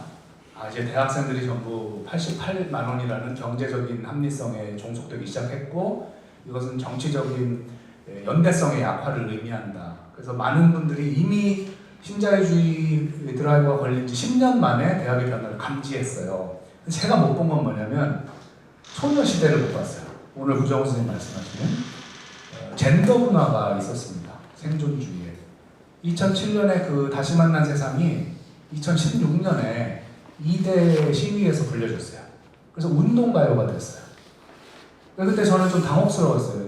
마스크를 쓰고 시위를 하는 그들이 K-팝을 부르는데 나중에 한 몇 년 지나서 보니까 이게 굉장히 감격스럽더라고요. 다른 정치성을 발명했구나. 오늘 구정호 선생님 발표 그런 것이었을 거라 예상을 합니다만. 그래서 저는 희망도 아니고 절망도 아닌 것이 중민적인 무언가가 사실상 단절될 수밖에 없었던 강력한 사회 경제적 변화가 좀 전에 김종혁 선생님 말씀하신 이제 그런 그리고 박영수 선생님 지적하신 그런 부분이 있었는데 거기에 완전히 결정되지 않고 젠더 분화에 의해서 더 정치한 분석이 필요하겠지만 진정성의 정치적인 열정이 반쯤은 신자유주의화에 쓸려 나갔지만 반은 변형돼서 어디론가 갔다. 저는 그거를 보여준 소설이 2007년 한강이라고 생각합니다. 이들은 어떻게 저항을 했냐면 아이를 안 낳는 걸로 저항을 했어요. 그리고 채식을 하는 걸로 저항을 하고 있는 거예요. 그러니까 우리가 옛날처럼 저항을 거리에 나가서 마스크 벗고 화염병을 들은 걸로 저항을 생각하면 그들은 저항하는 게 아니고 고립되어 있는 걸로 보이지만 저항의 문법도 변화하고 발명된 걸로 보면은 사실 대책 없는 저항을 하고 있어요. 그냥 태업을 하는 거예요, 말하자면. 그렇게 미국의 경제학자들이 보더라고요. 그래서 저는 저항 개념을 확장시켜야 될 것 같고 진정성의 퇴조를 꼭 젠더뿐 아니고 여러 가지가 있겠지만 젠더분화는 일어난 것 같아요. 이거는 배은경 선생님이 훨씬 잘 말씀을 하실 수 있었을 텐데 지금 안 계셔서 그런데 그 부분이 상당히 좀 중요하다. 근데 이거는 다른 나라에서 온 학자들도 잘 이해를 못하더라고요. 그러니까 한국의 굉장히 독특한 현상에서 여성학과 페미니즘의 연구를 사실 주목을 해야 될 것 같다고 저는 생각을 합니다. 특히 미투 이후에 한 10년은 백래시가 너무 심했기 때문에 그 사이에 일어난 많은 일들이 좀 복잡하긴 하지만 우리 사회학자들이 팔로우업을 해야 된다. 그렇지 않으면 조금 엇박자를 낼 수도 있겠다. 이런 생각을 조금 했습니다. 이런 답이 됐을지 모르겠습니다. 네. 네, 청년 극우화에 대한 말씀하시면서 특히 이제 남성들이 극우화되고 하는 이런 현상에 대해서 이걸 어떻게 극복할 수 있겠느냐, 어떻게 대안이 있겠느냐 이런 질문이 있었습니다. 기본적으로 아까 이제 신진욱 선생님도 잠깐 언급하셨듯이 이제 SNS 같은 그런 어떻게 보면은 특정한 어떤 감정을 증폭시킬 수 있는 특정한 논리들을 막 증폭시켜서 현실적인 어떤 판단보다는 좀 뭔가 비합리적이지만 뭔가 그 집합적인 논리에 끌려가서 막 하는 그런 방식의 어떤 사고의 어떤 변화가 이제 나타날 가능성이 높다. 그런 게 이제 볼 수 있는 면도 있는데, 저는 이제 이게 결국은 이 청소년들이 성장하는 과정에서 이제 예를 들면 뭐 가정, 그리고 학교, 이게 이제 핵심인데, 그럼 학교가 어떤 역할을 해주느냐, 이게 이제 지금 중요한데, 근데 뭐 고등교육 얘기도 말씀하셨지만, 이 청소년들이 자기 어떤 공정한 기회를 가질 수 있느냐라고 하는 그런 불만도 한편 있죠. 그리고 우리나라가 이제 상당히 이제 경쟁 교육이란 말이죠. 그래서 이 교육 환경도 사실 대학 입시에 종속되어 있는데, 이런 형태의 교육이 이루어지다 보니까 청소년들이 사실은 이 온라인을 넘어서서 교류할 수 있는 기회, 교류할 수 있는 장, 이게 거의 사라졌죠. 학교에서 수업 말고는 따로 할 게 없어요. 그리고 사교육을 가죠. 학교 안에서 실제로 우리가 민주시민교육 얘기 많이 하는데, 민주시민교육이 정말 효과가 있으려면 학교에서 일상적인 삶에서 같이 동아리하면서 자기들끼리 의사결정하는 과정도 겪어보고 이런저런 얘기를 하면서 서로 이제 토론도 하고 다투기도 하고 이런 과정을 겪어야 돼요. 그걸 통해서 우리가 민주주의가 무엇이다 이걸 알아가는 거지. 수업 아무리 해가지고 민주시민 여기 1번 2번 이거 아무리 해봐야 무슨 의미가 있습니까? 실제로 그런 수업은 많이 하죠. 학교에서 사회과 수업에서 많이 합니다. 근데 그게 효과가 없어요. 왜? 교육 내용이 있어봐야 그것은 그냥 머릿속에만 있는 것이고 실질적으로 자신들이 민주주의를 실천 속에서 경험하거나 하는 기회가 없다는 거죠. 그게 이제 오프라인에서의 어떤 이 교류 경험인데, 그게 제가 보면은 결국 이 청소년들, 특히 남자들은 전부 다 이제 그 게임하러 바쁘죠. 많은 시간 게임하거나 아니면은 시험 공부하는 거. 그 말고 이제 특별히 교류하면서 이런저런 좀 깊이 있는 얘기 나눈다 이런 게 없거든요. 남자애들이. 그런 어떤 환경 속에서 성장하고 있다는 거거든요. 그러려면 결국은 교육이 바뀌어야 되는데 중등 교육이 바뀌려면 지금과 같은 대학 입시나 이런 형 체제가 바뀌어야 되는 거죠. 이런 문제들이 이제 맞물려 있는 점이 있고, 또 하나는 이제 이 청소년들이 가지고 있는 어떤 기회의 박탈이나 좌절감 이런 부분들이 제도적으로 개선될 필요가 있다는 것이 중요하다고 봅니다. 학교 교육도 마찬가지고 대학 교육도 마찬가지고. 그래서 이제 왜 청소년들이 생각하는 공정이라고 하는 것이 그런 어떤 형식적인 공정이 약간 머물러 있느냐, 이런 문제를 우리가 이제 해결하기 위해서는 결국은 제도적이고 정책적인 방식으로 가야 되는 겁니다. 저는 이 중민이론이 제가 중민이론에 대해 가지고 있는 불만, 그게 뭐냐, 현실에 대한 분석적 이론, 또는 이제 이전에 처음에 어떤 중민화 변혁 이러면서 이제 변혁의 주체가 누구냐, 이걸 찾으려고 하는 분석적인 이론으로부터 갈수록 이 규범적인 이론으로 간다는 겁니다. 그래서 뭐 이래야 된다, 저래야 된다, 이런 얘기는 자꾸 한다는 거예요. 그러면 자꾸 이게 사회학적인 이론이 철학적인 이론으로 가는 겁니다. 사실 많은 사람들이 좀 꼼수도 그랬고 뒤룩행도 그랬고 뒤에 가서 다 그렇게 얘기합니다. 근데 이렇게 가는 것이면 제가 뭐 잘못됐다기보다는 이런 흐름이 분석적인 이론을 좀 더 풍부하게 해줄 수 있는 방향으로 가야 된다는 겁니다. 그 얘기는 결국은 중민이 등장하는 이런 어떤 중민의 초점을 맞출 뿐만 아니라 중민에서도 배제되어 있는 사람들은 중민과 어떤 관계를 맺어야 되는지, 왜 그런 사람이 나타나는지, 아까 경제적인 분석을 하셨듯이 그런 부분들을 보면서 중민이 왜 이렇게 되고 있는지, 옛날에는 연대감이나 공감이 있었는데 지금은 이것이 사라지게 되는지, 이런 부분들을 이제 분석을 해야 되거든요. 그래서 이제 그 이론이 풍부해지려면은 중민에만 자꾸 초점을 맞출 것이 아니라 중민이 아닌 사람과 중민이 어떤 식으로 관계 맺고 있는지에 초점을 맞춰야 됩니다.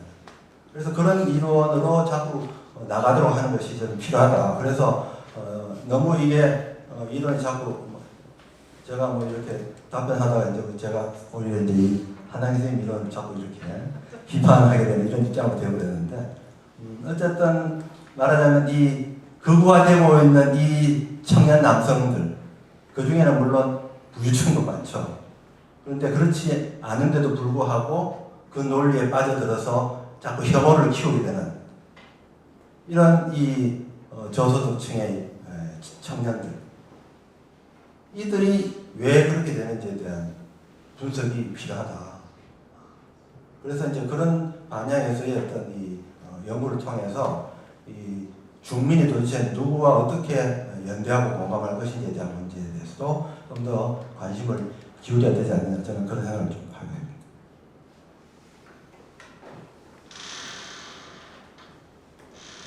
감사합니다. 우종훈 선생님 또 질문 받으셨어요. 대답 안 하실 것 같은데 많이 하셨어요. 그 김홍중 선생님 말씀하신 부분에 매우 공감을 하고요.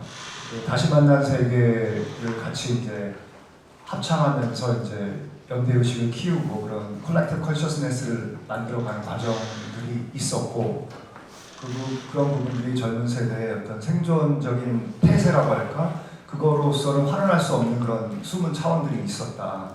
근데 그게 이제 중요한 포인트 중에 하나는, 모르겠어요. 중국에서 혹시 그런 일이 있었는지 모르겠는데, 인도네시아라던가 뭐 미얀마라던가 이 반권위주의 운동 같은 집단 행동이 일어날 때 또 BTS의 가사라던가 그런 K-pop 가사나 이 음원들이 활용되는 일들이 있어서 그런 것들이 일종의 좀 박원도 선생님 말씀하신 좀 희망의 씨앗의 어떤 사례가 아닐까. 그러면은 그런 희망의 씨앗, 희망의 신락 같은 연대의 희망을 어떻게 가능할까? 그걸 저는 좋아하는 감정이라고 생각해요. 좋아하는 감정, 그 다음에 그러니까 돌봄의 규범이라고 말씀하셨는데, 돌봄이라고 하는 것은 나도 불안하고 취약하고 힘든데 그 K-pop 연습생 시절부터 어린애들이 그 10대부터 그렇게 무지하게 고생을 하는 거예요. 그 혹독한 외짐을 견뎌내면서 자기가 훈련되면서 역량을 닦아가면서, 그러면서 이제 음원 차트에서 또 입상을 하고 1위를 하고 이런 모습을 보면서 내가 키운다라는 감정, 근데 거기에 선행되는 걸 좋아한다라고 하는 감정인 것 같거든요. 지금 문제는 뭐냐? 이 좋아하는 감정을 발현되는 것이 지속 가능해야 되거든요. 근데 지금은 지속 가능하지를 않아요. 근데 그게 전형적인 그게 그 협력의 딜레마에서 저는 파생한다고 생각을 하거든요. 협력의 딜레마라는 게 뭐냐? 협력을 해서 나온 결실은 모든 사람들이 같이 누리는데 그 과정에서 희생은 개인이 감당한다는 거예요. 그러니까 좋아하는 감정과 헌신이라고 하는, 돌봄이라고 하는 동기가 결국에는 내가 희생하고, 그러면 그 기업에서 어떻게 보면 뭐 SM나 저기 뭐 JYP나 이런 데서 해야 될 거를 이 팬들이 마케터로서 역할을 하고 자신들이 헌신을 한다는 거죠. 거기에 대한 보상이 적절치가 않고 오히려 거꾸로 표를 비싸게 판다던가, 그래서 뭐 이 포토카드를 많이 모아야만 뭐 세카 같은데 초대가 된다던가 이런 식으로 상업적으로 운영을 하니까 얘네들이 지치고 배반심을 느끼는 거예요.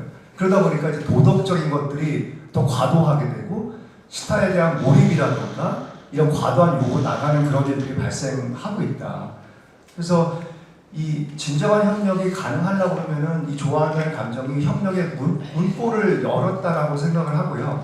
근데 이 협력이라고 하는 거, 그 생존만큼 역사적인 오랜 연호를 갖고 있는 그 협력이라고 하는 거, 이게 지속 가능하려고 그러면은 호혜성이 있어야 돼요. 호혜성이 있어야 되는, 지금 호혜성이 아니고 한쪽을 희생을 강요하는 거기 때문에 정치 팬덤도 마찬가지죠. 내가 키우고 지지했는데 내 목소리를 경청하지 않고 내가 배제된다고 느끼기 때문에 더 폭력적으로 나타나는 것들이거든요. 회사에서도 마찬가지. 내가 회사에 헌신을 했는데 나는 헌신짝된다. 그러니까 회사에 협력하지 않고 오히려 이제 그 조용한 파업이라든가 그 파이어를 택하는 젊은 층들이 많아지고 있다라고 하는 것이죠. 그래서 그런 면에서 좋아하는 감정을 어떻게 지속 가능하게 만들 것인가 이게 굉장히 중요하다고 생각합니다.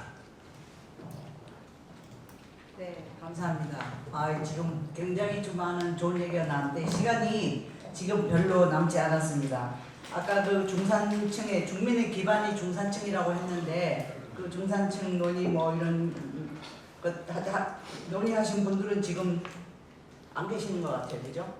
가셨고 지금 김호기 선생님이 그 시민, 국민 뭐 이런 거 얘기하셨는데 거기에 대해서 말씀해 주시고 배은경 선생님이 또 이제 지금 오늘 중요한 화두가 지금 젠더로 갔어요. 그러니까 이제 끝에 한번 말씀을 해주세요.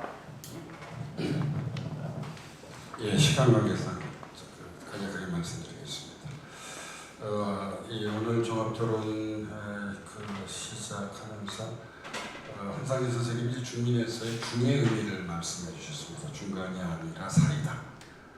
사이의 철학, 사이의 사이라고 말씀해 주셨는데 저도 나이가 들어서인지 모르겠지만 대단히 아주 인상적이었습니다.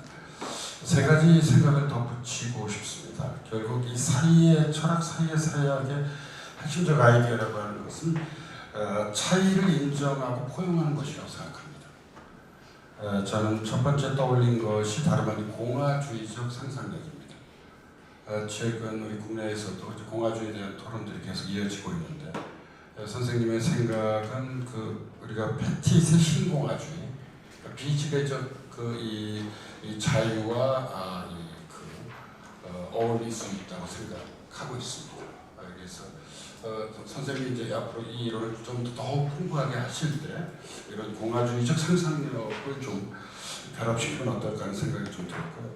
두 번째로는 우리 정보사회학자 마누엘 카스텔스가 2001년도에 인터넷 갤럭시라고 하는 저작을 쓰면서 개인에 대한 아주 흥미로운 개념을 제시한 바 있습니다. 저는 그것이 21세기 여전히 유효한 주체에 대한 인식이라고 생각합니다.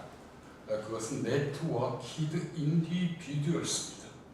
그러니까 우리가 이제 오늘날 이 개인이나 주체를 파악 혹은 정체성을 파악하는 여러 가지 방식이 있지만 정보사회에서 개인이라고 하는 존재는 여러 네트워크가 교차되는 지점에 놓여 있습니다. 그래서 이 네트워키드 인디비주얼리즘 좀 한번 좀 결합시키면 어떨까 싶은 생각이 좀 들었고요. 세 번째로는 이제 우리나라에서 선생님과 비슷한 고민을 이야기를 들으면서 했던 분을 떠올렸는데 그건 다름 아닌 시인 김지하 선생입니다. 김지하 선생은 일찍이 진정한 이 균형, 진정한 균형은 결국 기계적 균형이 아니다. 그것은 현실 속에서 언제나 기우뚱한 균형으로 나타난다고 말씀하신 바 있습니다. 사실 어떤 차이를 인정하고 포용을 하는 것에 있어서 어떤 것이든 그것이 저는 어느 정도의 편향성은 불가피하다고 생각합니다. 그래서 이 선생님의 생각과 이 김재하 시인의 기우뚱한 이 균형은 적지 않은 유사성을 갖고 있다는 생각을 좀 가졌고요. 다른 하나는 이 젊은 시절 바로 옆에 앉아 계신 우리 김정현 선생, 정철 선생은 공부를 오랫동안 같이 해왔지만 저는 정 선생님의 생각에 좀 이 다른 이견을 가지고 있습니다. 그것은 뭐냐면 이 주민 이론이 너무 좀 규범적인 방법에 치우쳐 있는 것 아닌가.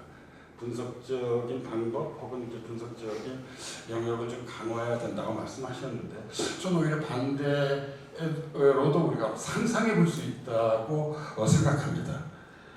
오늘날 한국 사회가 직면한 핵심적인 문제는 저는 저성장과 불평등의 비극 코리아, 저출산 고령화, 지방 소멸 위기, 그리고 무엇보다도 공동체 위기라고 생각합니다.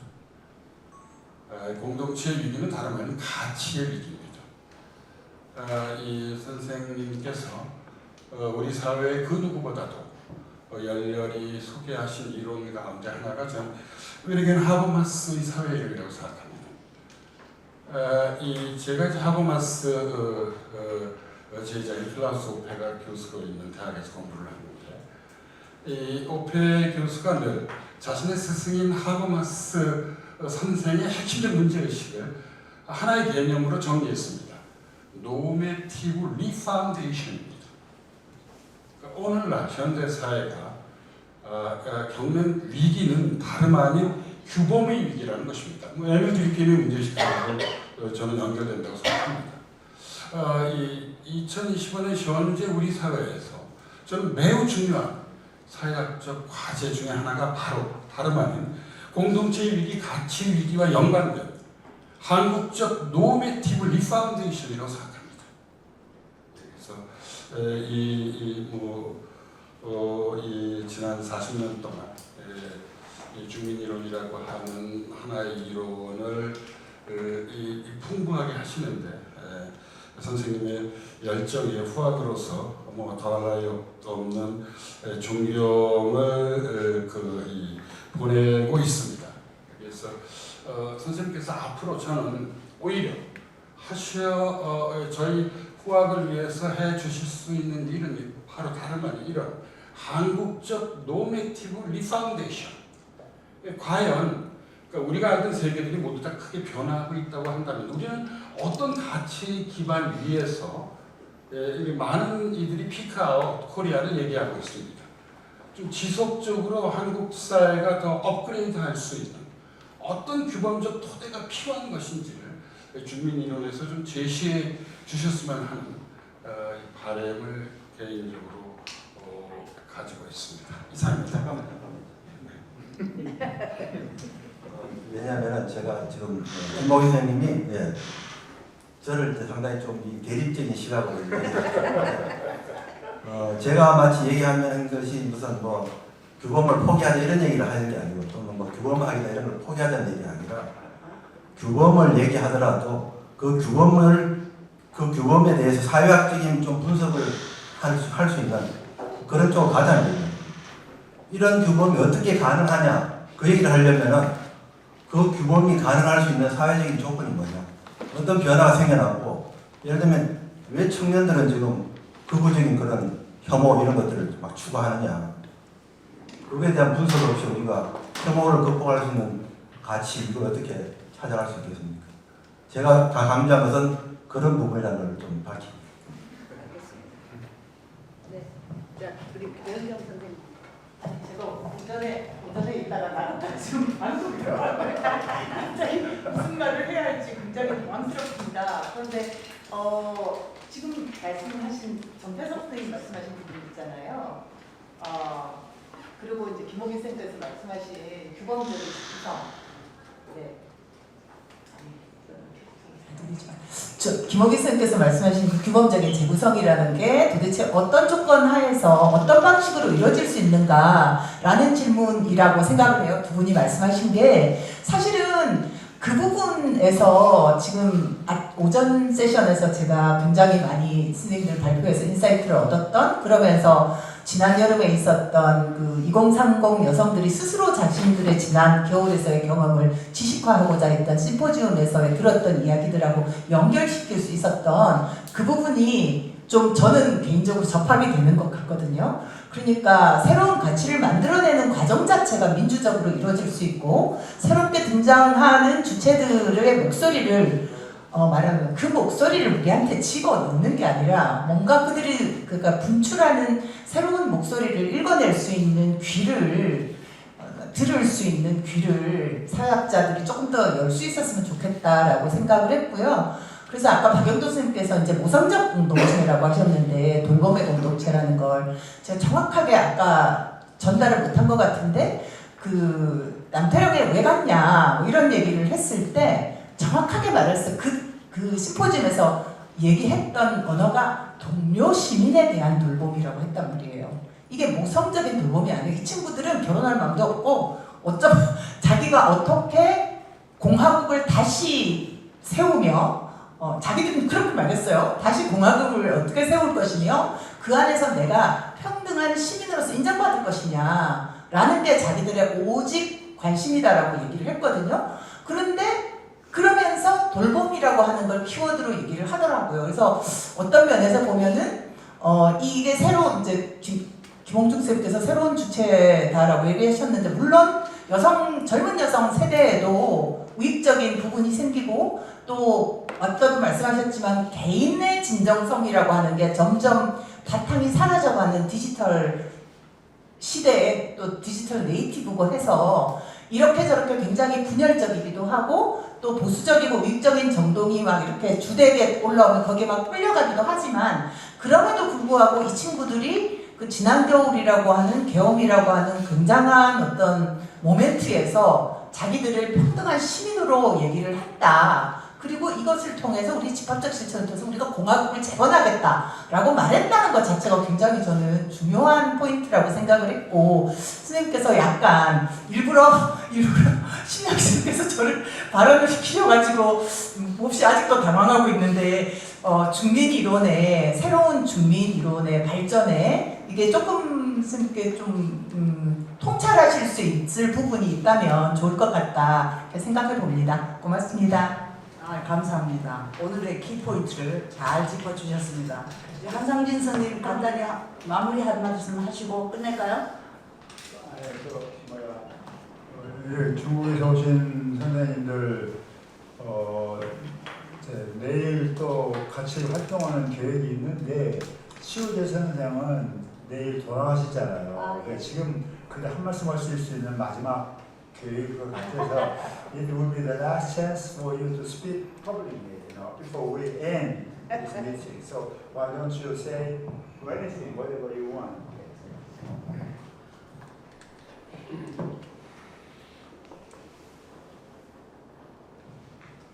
非常感谢有一个机会给我最后讲一点体会。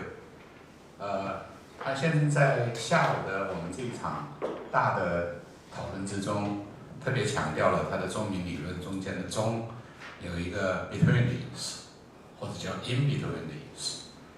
可是听到这里我就非常的疑惑，如果我们要说 in between 或者 between， 一定有两个主体存在，否则我们就没有办法找到中间那一个存在的部分。我的问题是，那两个主体是什么？这其实是一个非常需要审慎回答的问题。下午我们讨论了很多，尤其是关于 K-pop， 大家非常有兴趣。我这些年应该有20年的时间，我一直在研究数字社会。我们通常最初把它叫网络社会，后来把它叫信息社会，再后来把它叫数字社会，现在把它叫数智社会，跟 AI 联系在一起。我们其实面对一个非常大的困境，整个人类面对一个大的困境，不是年轻人在面对困境，说年轻人能不能得到被承认的问题。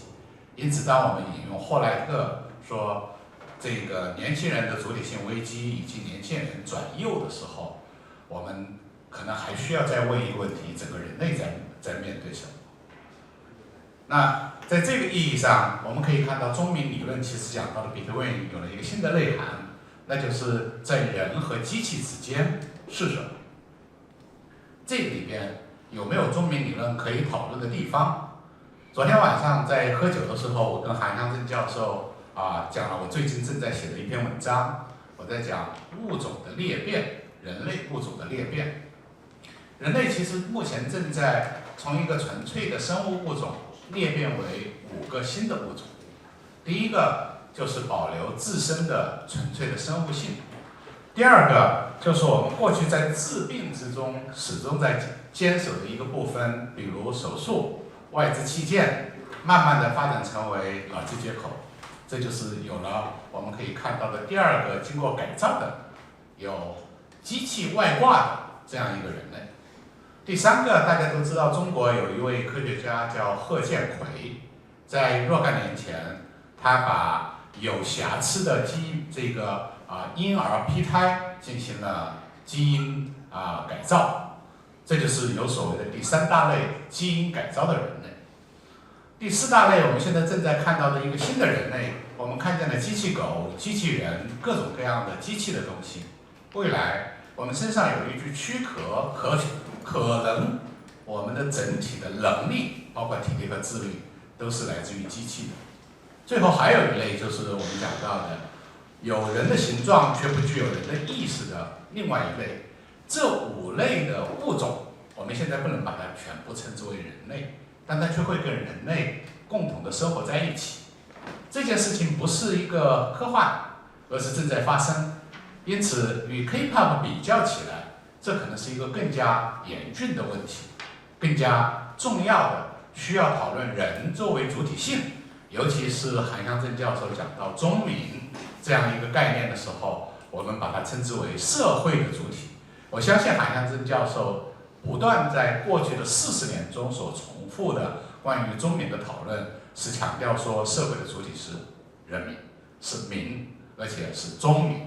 我想这是一个古老概念的现代的倡导，也是一个现代的新主张。但是对于未来而言，它同样具有一个非常重要的意义。这个重要的意义就是我们如何坚守人类的主体性。当我们谈到坚守人类主体性的时候，我们面对的是一个大的困境。这个主体性 in between 或是 between， 如果我们把它搁到了人类和机器之间，我们强调的是人自身的主体性，还是具有人本身特征的主体性，这就变成了一个大的问题。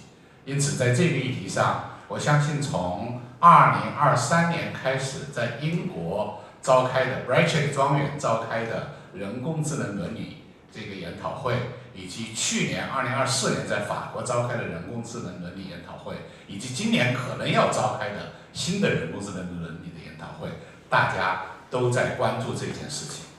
这是因为在背后形成了一个跟韩湘正教授的中民理论相抵触的社会事实，就是两极化。今天我们已经谈到了很多人类自身的两极化，意识形态的两极化，经济的两极化，技术的两极化，由此形成了另外一个两极化，叫技术加速的主张和人类价值对齐的两极化。这样一个两极化目前并没有获得任何的解决方案，资本精英们照样在那里在技术发展的路径上一路狂奔，没有任何约束和限制，即便他们内部也没有产生共识。那在这种情况下，我们面对的其实是韩湘正教授如何把你的中民理论用到去真正保卫人类的自身的主体性和让人类继续能够存在下去，否则整个人类就走进了绝境，走进了死地。我相信韩湘正教授任重道远。谢谢。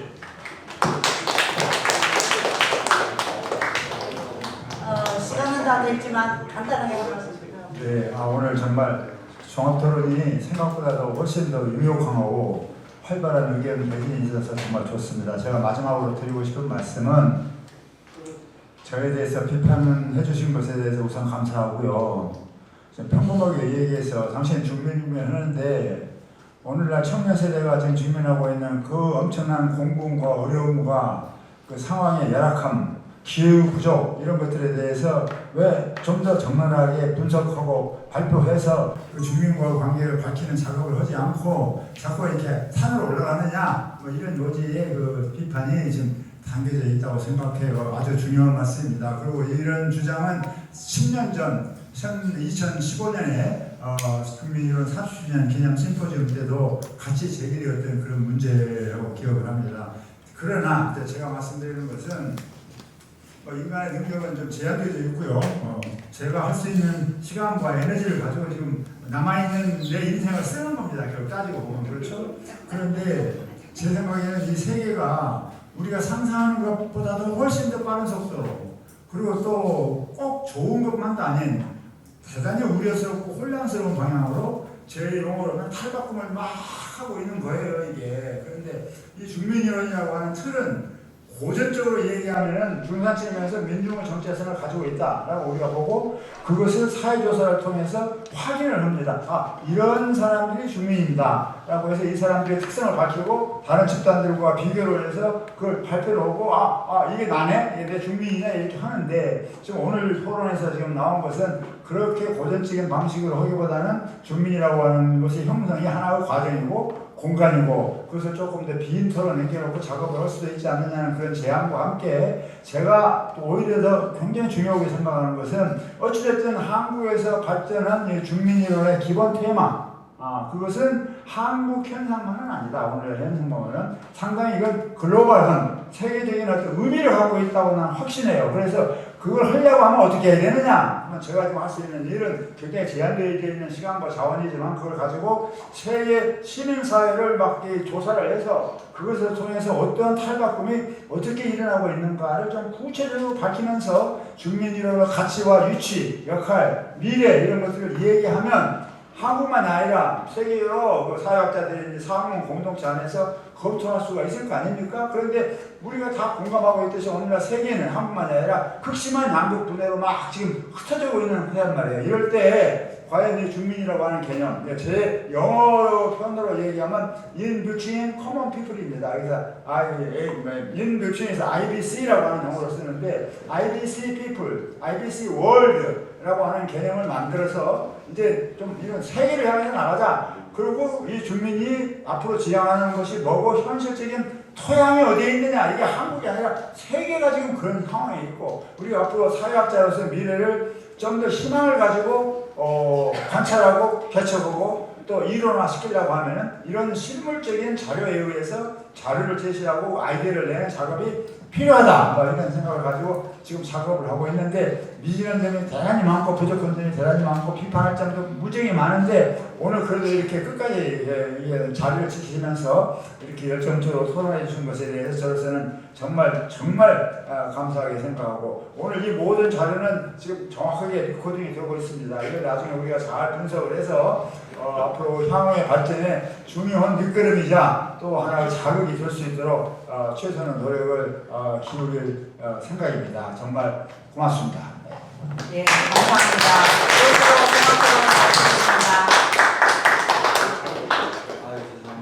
好，谢谢大家参加下午的讨论，今天的会议到此结束。